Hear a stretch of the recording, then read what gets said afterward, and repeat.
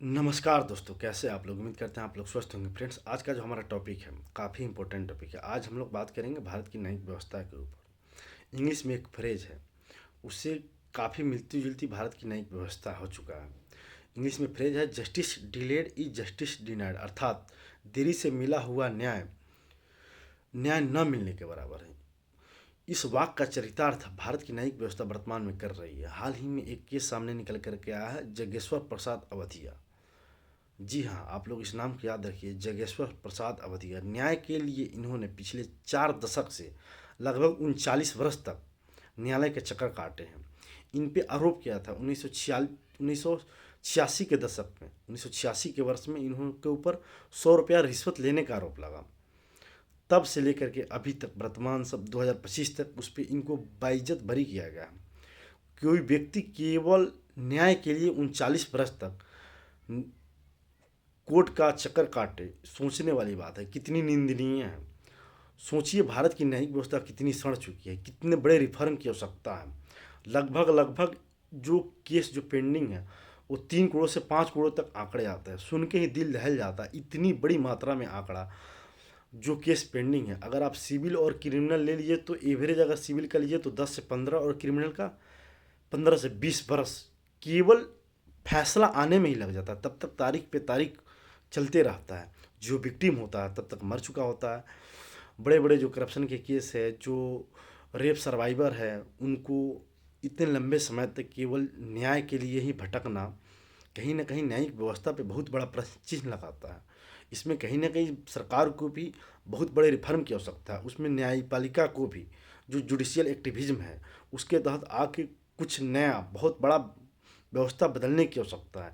क्योंकि अगर इसी प्रकार की न्यायिक व्यवस्था चलती रहेगी तो भारत का कुछ नहीं हो सकता। भारत वर्तमान में विश्व की सबसे बड़ी आबादी हो चुका है, लगभग 140 करोड़ जनसंख्या है।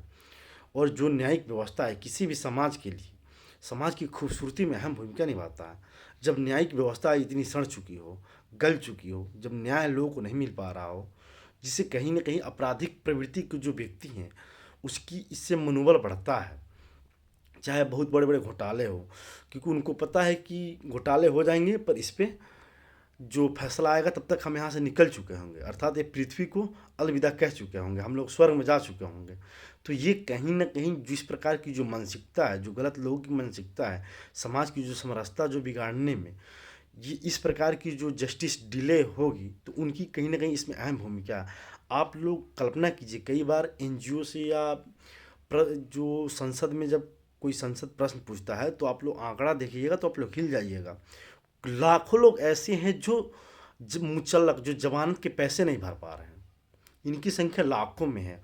उनकी जो टाइम पीरियड था जेल का वो भर चुका है, पूरा पूरा हो चुका है, फिर भी वो जेल में है। पिछले लंबे समय से लाखों लोगों की ऐसी जनसंख्या, क्योंकि उनका ना तो परिवार से कोई सरोकार है, परिवार भी उनको भूल चुका है। और वो मिनिमम जमानत राशि 2,000, 5,000, 10,000, 1,000, 2,000, इतनी भी उनकी क्षमता नहीं कि उसको भर के वहाँ से जेल से बाहर है। तो सोचने वाली बात है, कॉलोनियल माइंडसेट को बदलने वाली बात है। अंग्रेज का शासन नहीं है, देश आज़ाद हो चुका है, 75 वर्ष हो चुका है। इसको आप लोगों को जागरूक होने की आवश्यकता है और साथ में सरकार को भी इस पर ध्यान देने की आवश्यकता है। और न्यायपालिका जो सुप्रीम कोर्ट, उसमें जुडिशल एक्टिविज्म, जो जुडिशल एक्टिविज्म है उसको लेकर भी आगे बढ़ने की आवश्यकता है। उनको भी सोचने वाली बात है। इस पर आगे हट करके हो सकता है इसका एक विकल्प जो ऑल इंडिया सिविल सर्विस है उस प्रकार से कुछ सेवा बनाया जाए, जिससे जजों की जो भर्ती है उसमें पारदर्शिता बढ़े, उसमें अच्छे लोग जाएँ। आई ऑल इंडिया जुडिशरी सर्विस बनाने की आवश्यकता महसूस हो रही है। इस पर सरकार भी चर्चा करे, न्यायपालिका भी चर्चा करे, पब्लिक डोमेन में भी डाला जाए इस बात को, जिससे जो जजों की भर्ती की जो प्रोसेस है वो बढ़े और जो कोर्ट में है उनकी जनसंख्या बढ़े, जजों की, उनके जो कर्मचारी है उसको बढ़ावा दिया जाए, जिससे कहीं ना कहीं इतने सारे केस पेंडिंग है इसको मिनिमाइज किया जा सके। जिससे कहीं ना कहीं जो भारत की जो खूबसूरती है, भारत की जो डेमोक्रेटिक वैल्यू है उसको बनाए रखा जा सके और लोगों का विश्वास रहे न्यायपालिका पे। कहीं ना कहीं अगर लोगों का विश्वास से उठ जाएगा न्यायपालिका पर से, तो ये लोकतंत्र के लिए इससे बुरा क्या हो सकता है, लोकतंत्र के लिए घातक है। अगर आप न्याय ही नहीं दे पा रहे जनता को तो जनता का भरोसा ही नहीं रहेगा लोकतंत्र पे, फिर जनता किसके पास जाएगा। ये जो न्यायपालिका ही है वो न्याय का ही जो दरवाज़ा है। इंसान जब परेशान होता है तो वहाँ जाके खटखटाता है।